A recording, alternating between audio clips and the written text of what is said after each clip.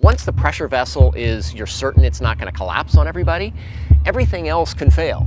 Stockton Rush and Captain Edward Smith of the Titanic might be more connected than we originally thought, after recently discovered evidence reveals that it might not have been the iceberg that sent the Titanic to its watery grave. Okay, maybe it's not so recent evidence, but it's definitely been under our noses for some time now. But do we place too much blame at their feet? Were they insidious individuals in search of progression for humanity, or outright narcissistic men trying to make a name for themselves at any cost? Commanding the Queen of the Ocean, Smith was quoted as saying, "I cannot imagine any condition which would cause a ship to founder. I cannot conceive of any vital disaster happening to this vessel. Modern shipbuilding has gone beyond that." And Rush, with his naive hubris, tired of industry players who try to use a safety argument to stop innovation.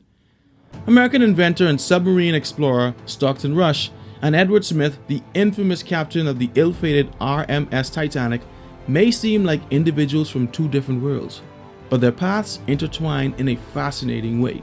Stockton Rush shares Captain Smith's passion for the ocean and maritime navigation. Rush's love for underwater exploration led him to develop groundbreaking technologies and submersibles that unlock the mysteries of the deep.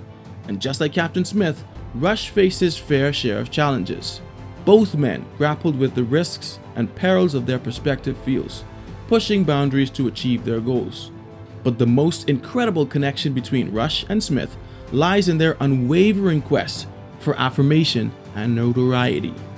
For Rush, it was the pursuit to uncover scientific knowledge his way, while for Captain Smith, it was his need to be beloved by high society. Some believe that Rush attempted to carry on Captain Smith's legacy, taking paying passengers to the depths of the ocean to study and experience the remains of the Titanic. But others think that he was driven by money and ego. Their voyages led them both to the depths of the North Atlantic forever, binding them inextricably together in the archives of world history. If you don't already know, the most esteemed luxury liner of its time was commanded by Captain Edward Smith, a seasoned mariner of 40 years. At the time, the Titanic was the most impressive ship on the high seas, sitting at 175 feet high and spanning 900 feet in length. Its interior was modeled after the luxurious Ritz Hotel in London. It required 3,000 men who worked 6 days a week for just over 2 years at a cost of $7.5 million to complete. The Titanic was outfitted with a heated swimming pool, Turkish bath, gym, beauty salon, and even a stylist to help first-class passengers get ready for the 13-course dinners that could last up to 5 hours. All in 1912, it was aptly coined the Queen of the Ocean. On its maiden voyage from Southampton, England to New York City, they struck an iceberg about 400 miles off the coast of Newfoundland and sank. If you watch the movie and follow history, you will know that the aristocratic investors and shareholders aboard wanted to make a statement by arriving earlier than originally scheduled. The press knows the size of Titanic. Now I want them to marvel at her speed. We must give them something new to print. This maiden voyage of Titanic must make headlines. So they prompted Captain Smith to put on more speed, which we all know and acknowledge to be the fatal mistake. But is the iceberg the real reason the Titanic sank? Irish journalist Sinan Moloney argues that the hull of the ship was compromised weeks before she set sail in these telling photos where a 30-foot dark spot can be seen along her starboard side. What happened? A coal fire caught ablaze in one of the storage bunkers and was burning for weeks, but the bosses ignored it due to the potential bad press and the desire to stay on schedule with competition breathing down their necks. It was a costly decision that many would pay for with their lives. Possibly unaware of the critical damage that significantly weakened the ship's hull, Smith pressed forward and sped through ice fields at the request of order-barking elites, pushing the ship right to its limits. Now you might say, he was just following orders.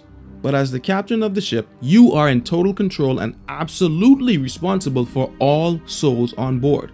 However, what's important to note was the nickname EJ that Captain earned from his first-class passengers, suggesting that he probably had a chummier relationship with the high class and was even deemed the millionaire's captain. What a glorious end to your final crossing if we were to get into New York on Tuesday night and surprise them all. Retire with a bang, AEJ?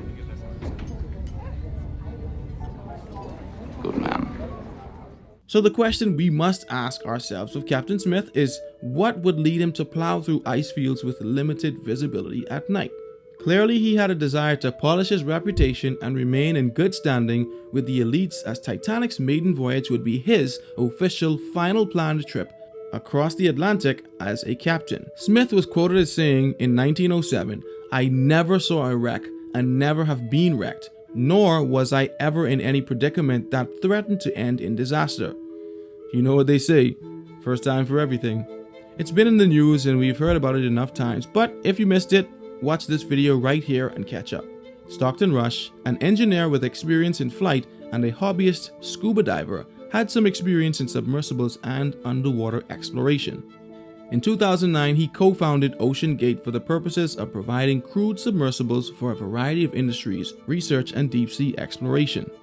In 2021, the company began offering expeditions to the iconic Titanic wreckage, allowing paying customers to embark on an 8-day journey for up to $250,000 per individual. Rush's genuine ambition has always been to revolutionize underwater travel, despite his varied experiences.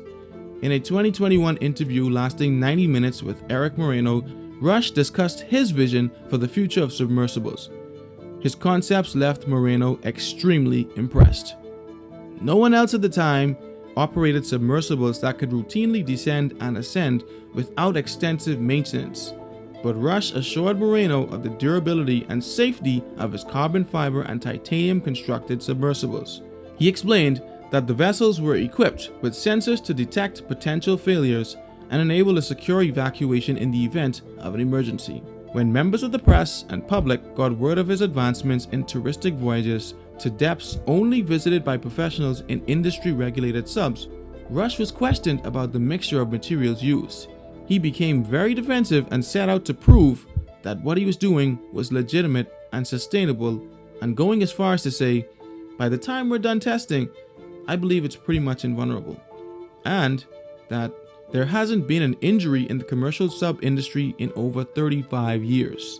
But because his ego and his need to please people got the best of him, he continued to push the limits until the limits broke him and sadly took 4 others. They ultimately achieved what they set out to do by grabbing headlines and endearing people to themselves, albeit at the expense of others who entrusted their lives to these men and their expertise and decision making. But what do you think about their connection?